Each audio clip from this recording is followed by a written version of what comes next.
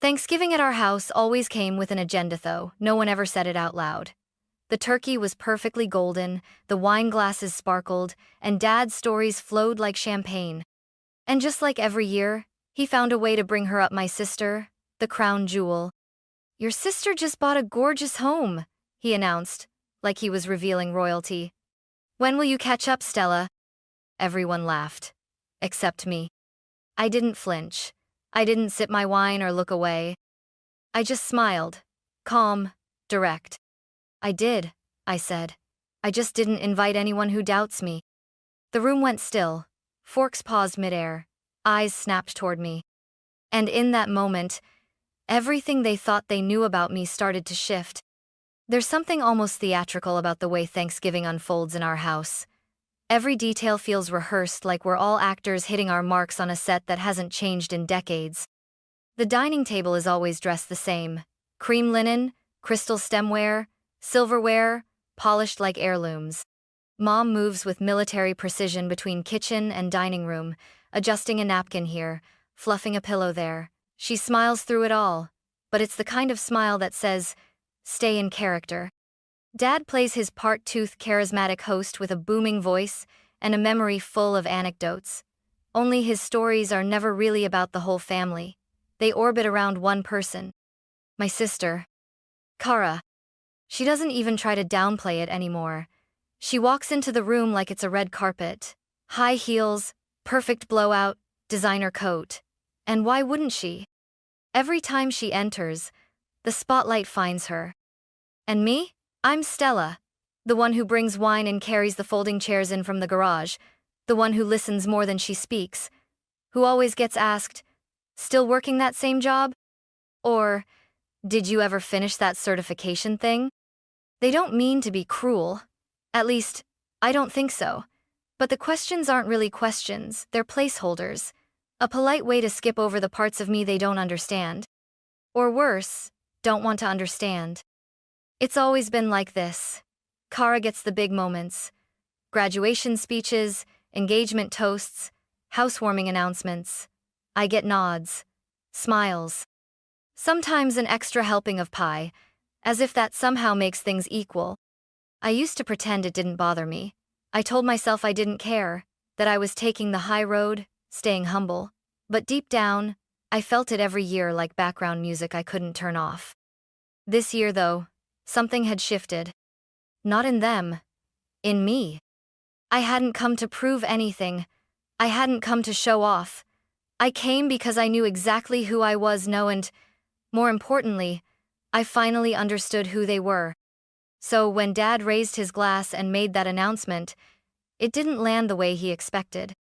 And when he turned to me with his usual grin and asked when I'd catch up, well, that's when everything changed. Kara had always been the one who got it right. From kindergarten art shows to college applications, she collected praise like trophies.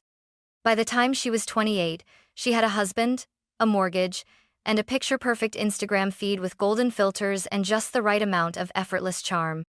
Dad called her sharp as a tack. Mom called her our little powerhouse. The rest of the family?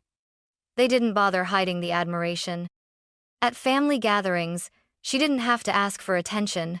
It just formed around her like gravity. A compliment here, a question there.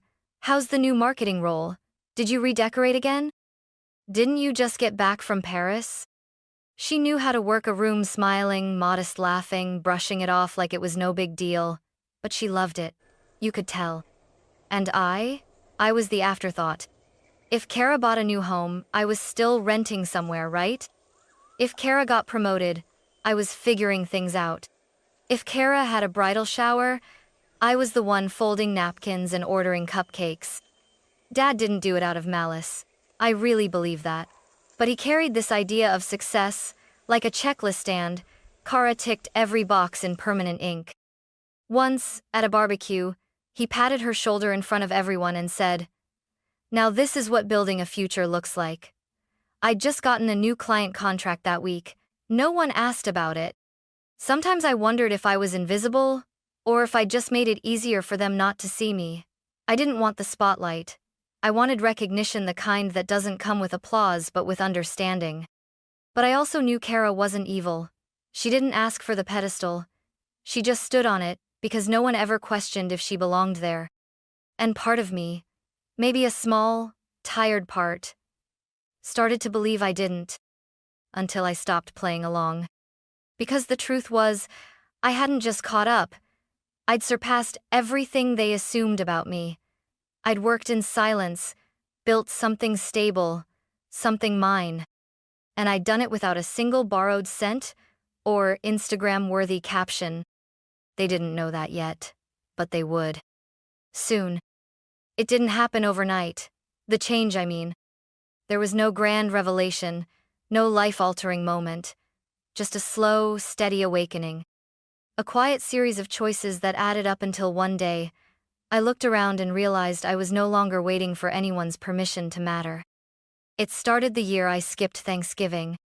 I told them I had a work deadline, that I couldn't fly home, but really, I just didn't have the energy to sit at that table again and pretend I was fine with being second tier. I spent that evening alone in my apartment, eating Thai takeout in leggings, watching strangers on TV have heartwarming reunions. It should have been depressing. It wasn't. It was peaceful. That silence, the absence of expectations, gave me room to breathe. And in that stillness, I started doing things for Menno for their approval, not for comparison. I took the freelance work no one believed in, and turned it into a steady income. I launched a consulting business, and landed my first retainer client after 3 months. I moved out of the tiny walk-up, and bought a house quietly, methodically, without telling a soul. I didn't post about it, didn't throw a party, no housewarming photos, no curated tours. It wasn't secrecy, was sacred, it was mine. And every time I crossed another milestone, I imagined what Dad might say if he knew. Would he be proud? Would he act like he expected it all along? But then I'd remember. He never asked. Not once did he call to check in on my progress. Never asked how the business was going, if I needed advice, or even just a, "How are you holding up?" when I disappeared from family events for almost 2 years. It used to sting. Now, it just told me everything I needed to know. I wasn't on their radar because I didn't fit their formula. My life didn't look like Kara's, so to them, it didn't count. They only saw loud winds rings, houses, vacations. But I'd built something stronger, a life that didn't need applause to feel real. And when the invite came for this year's Thanksgiving, I almost declined again. But something in me said, no, go. Not to prove anything. Not to compete. Just to finally stop shrinking in a room I never should have felt small in to begin with. So I went. I put on a burgundy sweater, brought a bottle of Pinot Noir, and walked into that house like I belonged. Because this time, I wasn't there to blend in. I was there to be seen. Dinner was already in full swing by the time I arrived. The table looked exactly as I remembered. Candlelight dancing across polished silver, gravy boats steaming, laughter floating between wine refills and polite stories. The roles were all in place. Dad at the head, carving the turkey like a general. Mom flitting between dishes, refilling things that didn't need refilling. Kara glowing effortlessly in the seat beside her husband, Trevor, who laughed just a little too hard at Dad's jokes. I took the empty seat at the far end, across from my cousin Abby. She gave me a warm smile and whispered, "You look amazing." I mouthed thank you and folded my napkin onto my lap, already bracing for what I knew was coming. It happened right after the pie was served, pecan, Dad's favorite. He dabbed the corner of his mouth with a napkin, leaned back, and, right on cue, raised his voice just enough to gather the room's attention. "Well, your sister has some big news," he announced proudly, looking toward Kara with a grin that bordered on smug. "She just closed on a gorgeous new home. 4 bedrooms, a wrap, a round porch, granite everything." "Oh wow," Aunt Carol gushed. "That's amazing, Kara," chimed in Trevor's mom. "She's just always ahead of the curve," Dad added, then his voice light, but pointed turned toward me. "Stella, when are you going to catch up, huh?" There it was. I felt every eye turned toward me, some amused, some expectant. Even Kara tilted her head, like she was waiting to see if I'd give one of my classic vague answers. For a second, I just looked at Dad. Not with anger, but with something quieter. Something that made him shift in his chair before I even opened my mouth. I smiled. Not bitter, not forced. Just settled. I did, I said evenly, my voice cutting clean through the hum of the room. Dad blinked. You did? I reached for my water glass, took a sip, then looked around slowly. I just didn't invite anyone who doubts me. That was the moment. It didn't explode, it landed. A silence fell across the table, not loud, but sharp. Kara's fork hovered midair, Trevor's brow furrowed slightly. Aunt Carol looked confused, like she missed a punchline. But I didn't explain. I didn't rush to fill the space. For once, I let them sit in it. Let them feel what it was like to not already know my story. It's strange how powerful one sentence can be, not because it's loud, but because it breaks something open. I did. I just didn't invite anyone who doubts me. I hadn't meant for it to land like a grenade, but the silence that followed told me it had. Dad's eyes narrowed ever so slightly. Kara lowered her fork slowly, her lips parted just enough to show surprise. Even Mom, who usually stayed out of these exchanges, paused mid-pour of sparkling cider. I didn't flinch. I didn't smile to soften it. I just sat still, letting the moment stretch, letting it breathe. Dad gave a short laugh, one of those tight, dismissive ones he uses when someone steps out of line. Well, he said, waving a hand like he was brushing away a fly. That's cryptic. It's not, I said calmly. You asked a question. I answered it. He glanced around the table like someone trying to reclaim control of a room that had quietly slipped away. So, what? You've bought a house? His tone made the word house sound exaggerated, like it was an inside joke I wasn't in on. I have, I replied, taking a sip of wine. About a year ago, actually. Mom blinked. A year? She echoed. Why didn't you say anything? I guess, I said, meeting her gaze. It never came up. The words landed like a quiet verdict. Not cruel. Just true. I could see Kara processing it now, mentally scanning for clues she'd missed. I hadn't posted it online. I hadn't invited anyone. There were no welcome mats, no just closed selfies. Because it wasn't for them. And that, I think, was the part that unsettled them the most. Trevor cleared his throat. Where is it? He asked, trying to sound casual. About 20 minutes from here, I said, turning to butter a roll like it was any other Tuesday. Dad chuckled again, this time more forced. So, what's the square footage on this mystery house of yours? I looked him in the eye, even, steady. Just over 4,000. The room inhaled in unison. Aunt Carol made a soft, oh, sound. Kara blinked once. Even Trevor's expression shifted, like he wasn't sure whether to be impressed or uncomfortable. Dad leaned back slightly. That's a lot of space for someone on their own. I shrugged. Maybe, but I paid in full, so it's not exactly a burden. The silence that followed wasn't awkward. It was adjusting. Like the room was slowly recalibrating everything they thought they knew about me. And I let it. Dad didn't speak right away. He just stared at me with that polite, puzzled look people give when they're trying to decide whether to laugh something off or dig deeper. Kara, meanwhile, had frozen her pie untouched, her expression carefully neutral, like someone trying not to blink during a poker hand. You paid in full? Dad finally asked, voice low, skeptical. I nodded. Every cent. No mortgage. Trevor let out a soft, involuntary, wow. Kara shot him a quick glance.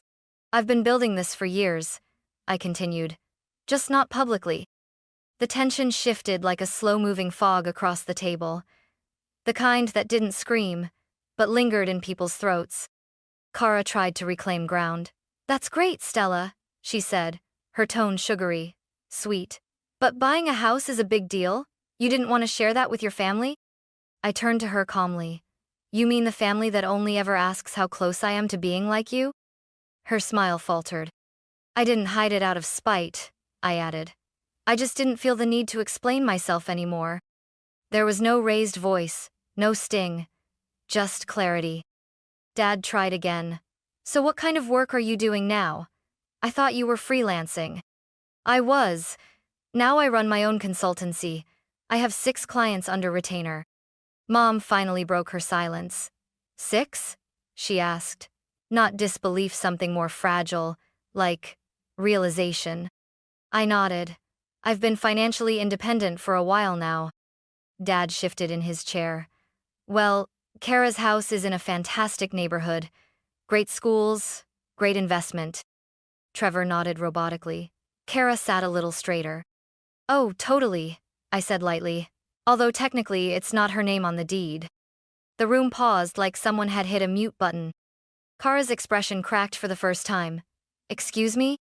It's just what the records show, I said. Trevor signed the mortgage. It's public info, you know.